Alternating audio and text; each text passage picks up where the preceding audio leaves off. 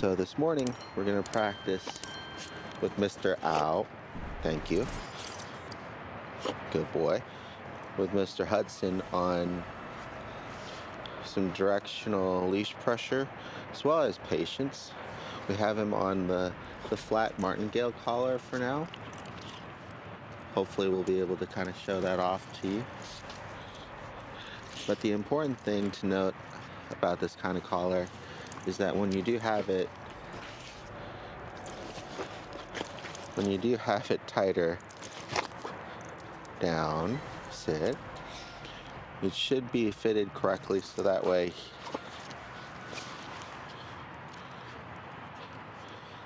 he's not choking on it.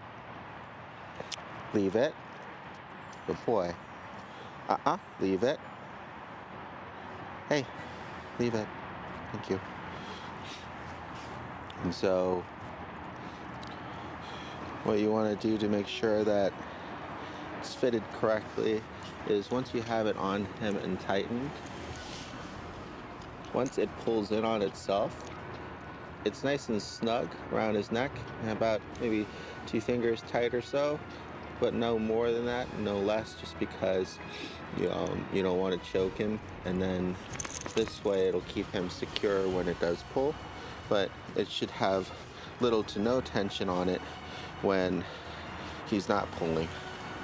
And so what we're going to do is start implementing some directional leash pressure for him and getting him to follow us with the leash, as well as some stop and go practices with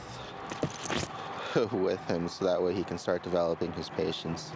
And so because he wants to chew on the leash, the easiest thing to do outside of correcting him and telling him no is to give him something else to do or chew on.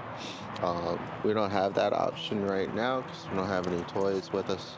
We just have some treats, and that's more momentary than anything else. So all I'm doing is getting him distracted with the environment here. Right? He's just bored. He's just looking for something to do. So I'm just giving him something else to be interested in.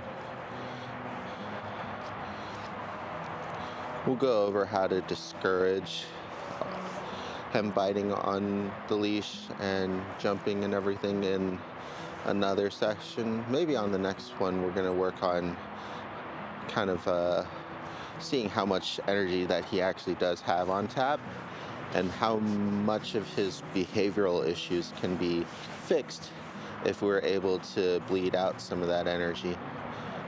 We want to try to do it productively whenever possible, but sometimes it's more fun and easier to do it with exercise too. We usually want a good mix of the two, especially when it comes to puppies. We want to combine both the mental and physical stimulation for them. Okay, so now that he's kind of focused here and he's not playing too much anymore, we'll go ahead and give him something to do. So we're going up to the cones here, and I put a bar up atop, right around his eye level. I'm gonna let him smell. He's gonna try to go around it, underneath it. Good boy. And that's all I'm looking for, is for him to try to figure out what to do and then give up and then look at me. Okay? I'm just not allowing him to go anywhere. Good boy, until he focuses, and then we go together the direction that I want to go. So this helps with focus and patience. Right? I'm waiting for him to give up and look to me for direction. Okay? Now for the leash directional pressure point, I'm going to circle around this cone here. Good boy. And you can see when he hits the end of that circle, he feels the pressure on the leash and redirects his focus back to me. Now I'm going to change direction and go back this way, and we'll do this exercise again. Yes, good boy. This way. Yes, good boy. He does really well when he's able to focus and you're just giving him something to do. He gets bored pretty easily, just like most puppies, but this way it'll give him something to think about while moving around a little bit too. Yes, good boy. This way. and then back in. Yes, good boy. You can also do this exercise with walls. Just walk up to one and have him face it and give him corrections with the leash, letting him know not to go left or right. And then when he actually looks up to you to ask you where you want him to go, that's when you give him the praise and some guidance. Good boy. So here we're going to go around the cone in the circle. And you can see, because he's focused on me, we don't need the leash pressure at all. Good boy. So we can go ahead and reward that. We want to at least try to mark every behavior with letting him know that he's doing a good job. Right now also, because we're trying to recondition new behaviors, give him something else to do. Good boy. Come. Do the same thing off leash, so that way he's not tempted to try to bite or play with it. Good. This way.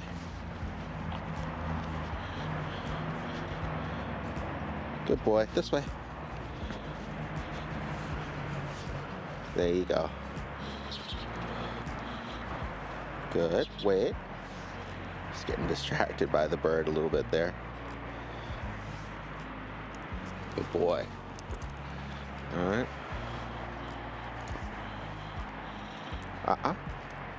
Good boy. Okay. There. So he started to go past a little bit too fast. He hit the end of the leash, felt the leash pressure, and redirected his focus, slowed down and stopped, which is really good. We want him to learn how to slow down and keep pace with us, but because he walks so much faster, we're going to probably have to find a middle ground between the two, like giving him some loose leash time like this, and then he has to pay attention when it's tight. Good boy. So here, once it's tight, he has to pay attention. Good boy. Yes, very good.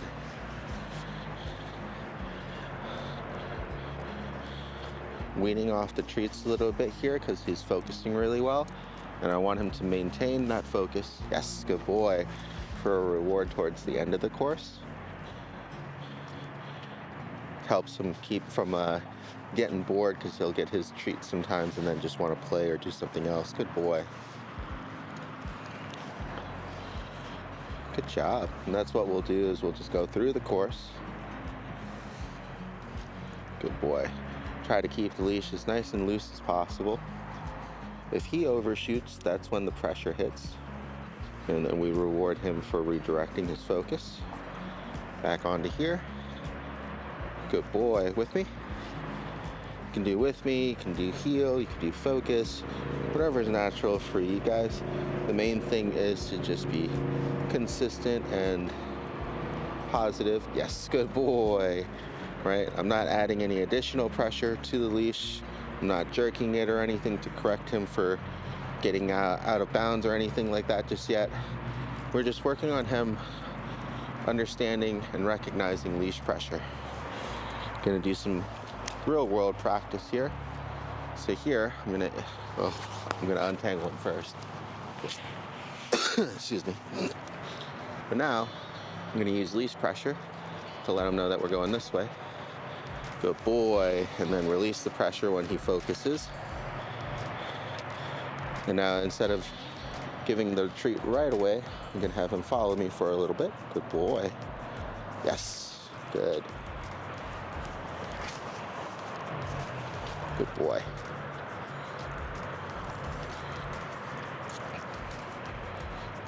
Very good. Good boy. Good boy. Right? So every single time he refocuses, I'm gonna go ahead and give him that praise and mark that for him. I'll also let him know that he's got a treat coming, so he can keep working with me. He'll get that reward shortly. Good boy. Heel. Yes. So I use the heel command to start getting him used to that word. And usually when I say heel, it's going to be a combination of both positioning, right, next to our side, as well as focus. I'd like his eyes up and focused on me when possible. So here we'll try to initiate it again. Hudson, heel. Yes, good boy. Up here, good. Good job. Free. Giving him some freedom time will help too. So that way he gets into the habit of focusing and following you until he hears it.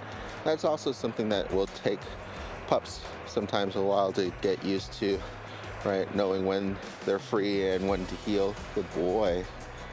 Good job. Here. And I don't have any treats or anything on me. I'm just holding my hand up towards my face. I'm gonna reward him for the attention there. Yeah, heel. Yes. Good boy. So now that he's going a little bit too far ahead, good drop back, right? I want him to come to me into the heel position.